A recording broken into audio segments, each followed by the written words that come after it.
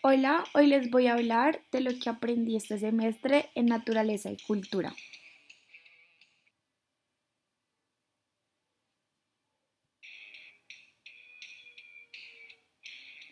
Esta es la visión general de cómo voy a presentar mi trabajo y de qué manera voy a explicar mi aprendizaje.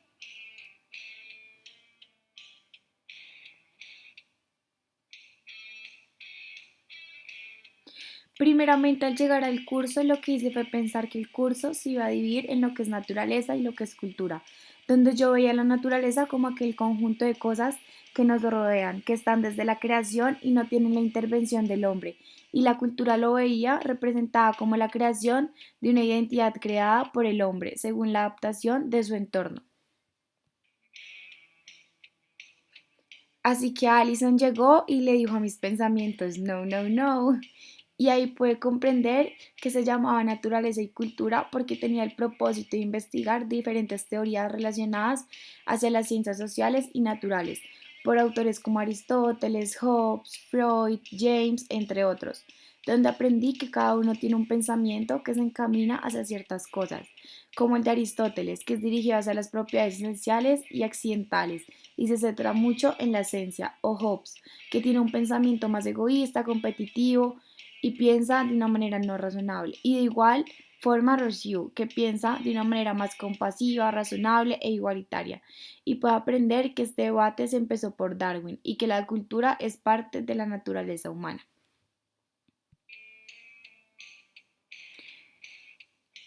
Este curso se dividió en tres diferentes módulos. En el primer módulo vimos varios autores que nos guiaban a pensar si la raza era cultural o natural, como Domingo Sarmiento, con sus ideas acerca de la civilización y la barbarie en Argentina y la superioridad de Europa y América Latina. De igual forma, también se habló de Bolívar y su ejemplificación con los mestizos. Además, después conocimos de Fuentes con su conocido pensamiento de que no hay racismo porque hay raza, sino que hay raza porque hay racismo, es decir, que el racismo crea la raza. Finalmente hablamos de R.J. Dog, de cómo la raza también se ve reflejada en la desigualdad de riquezas.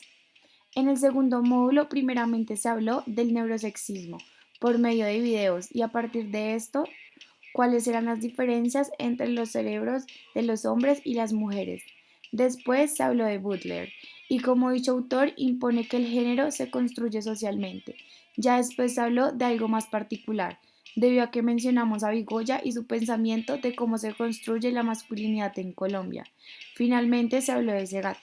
En el tercer y último módulo se habló sobre la sexualidad y empezamos viendo el discurso de Aristofano, de cómo funciona el amor y la sexualidad en los seres humanos. Además, para Foucault, cómo funciona el poder disciplinario en relación con el amor. Siguiendo con Barkin, que habla sobre el voluntarismo sexual. También se habló de Mackinnon y de su afirmación de que todo sexo heterosexual es violación. Finalmente, el pensamiento de Rich, de cómo la sociedad le impone una sexualidad obligatoria a las mujeres.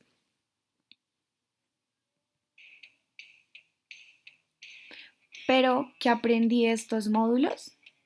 Primeramente aprendí que cada persona puede tener su pensamiento acerca de algo y que ninguno es correcto o incorrecto, sino que si cada quien tiene cómo sustentarlo, así puede ser. En este primer módulo aprendí de gran manera de dos autores. El primero es Domingo Sarmiento y el segundo es Doc.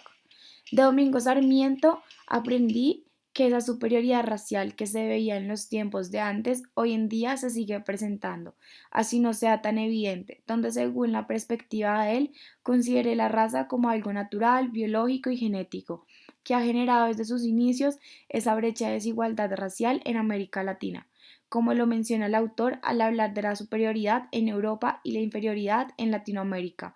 Esto lo pude aprender a partir de la representación que sin darme cuenta la vivía cada rato, viéndola en mis redes sociales, escuchando a mis amigos y familiares o inclusive hasta en comentarios que yo misma realizaba, donde siempre veíamos a lo extranjero como aquello superior, más avanzado, más civilizado, con más cosas y nosotros acá en Latinoamérica siempre deseándolo, pero pensando que la única solución es irnos de acá creyéndonos eso inferior.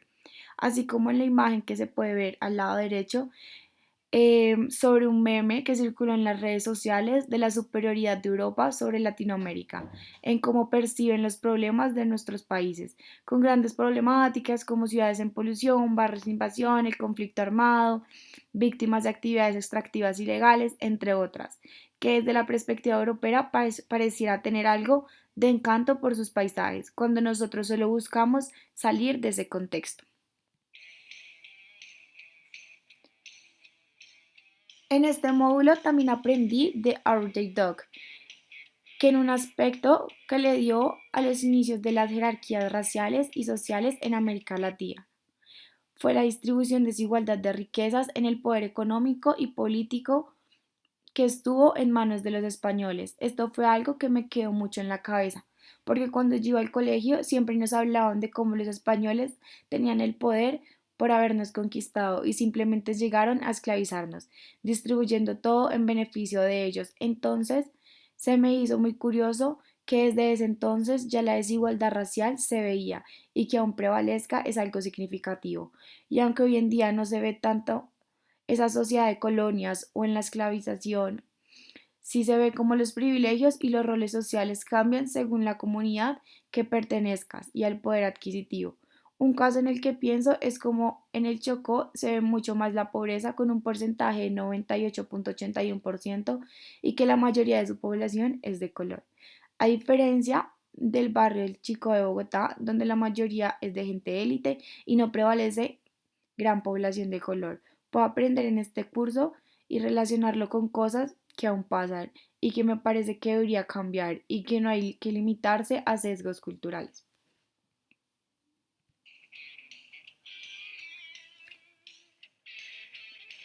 En este segundo módulo, en lo personal, en este módulo fue lo que más se me dificultó y pude aprender que los sistemas educativos son una etapa fundamental en la formación, influyendo tanto de manera positiva como negativa en los comportamientos, acciones y costumbres de las personas.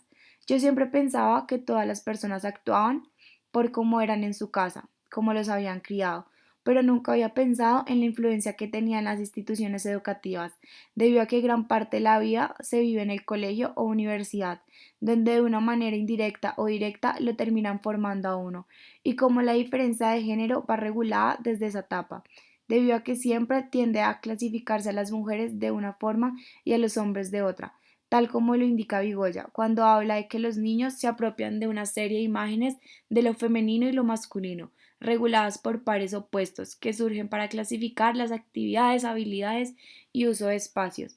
Así como en la actualidad siempre han habido conductas que en el colegio se catalogaban dependiendo del género, las mujeres encargadas de las manualidades, bailes, entre otros, y los hombres del fútbol, los deportes en general, o si se necesitaba fuerza. Para algo, ellos eran los indicados, y así es como hasta hoy en día se sigue pensando de esa manera.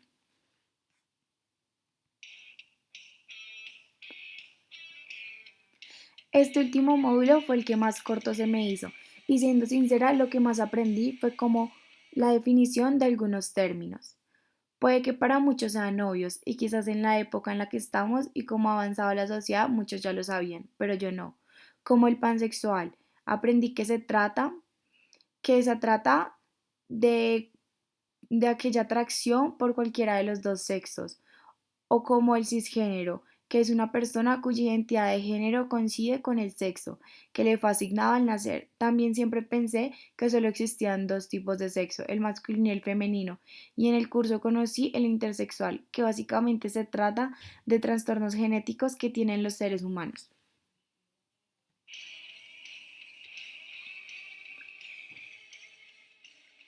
Finalmente, este curso me pareció muy interesante porque pude ver cosas que se pueden catalogar como comunes desde diferentes perspectivas, donde podía saber las opiniones de autores o de igual forma conversar con mis compañeros para que cada uno diera su punto de vista.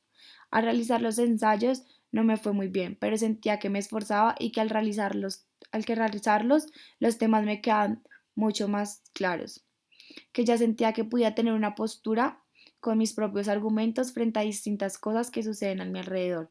El curso me permitió aprender tanto términos como diferentes autores y lo importante que es pensar por sí mismo. Manuela, Santiago y Alison siempre estuvieron para explicar las cosas con claridad y brindar un apoyo de una u otra forma. Fue un curso muy interesante y me alegra haberlo cursado. Gracias.